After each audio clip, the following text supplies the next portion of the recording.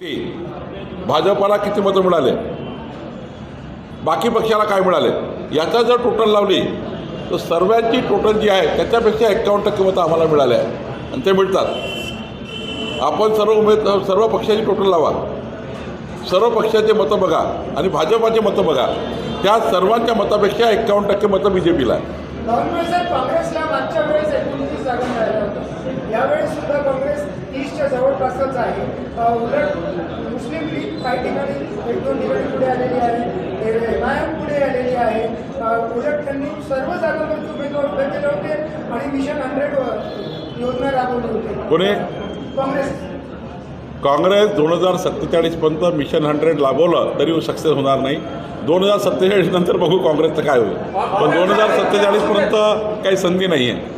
ऐतिहासिक विजयाचं सेलिब्रेशन कसं असणार आहे? मुंबईमध्ये तुमच्या महापौरपदाची स्थिती आहे, नागपूरमध्ये चौथा विजय सेलिब्रेशन। विजयाचा उन्माद नाही, पराभवांना निराशा नाही, त्यामुळे विजयाचा उन्माद वगैरे आम्ही फार करत नाही। पण आमचे कार्यकर्ते जेव्हा निवडून येतात तेव्हा थोडं सत्कार, सन्मान, ऊर्जा, थोडं सेलिब्रेशन, पण असा ब्रांड, असे फटाके असं एकदम अंगात आल्यासारखं आम्ही काही करत नाही, त्यामुळं आमच्या अंगात काही येणार नाही।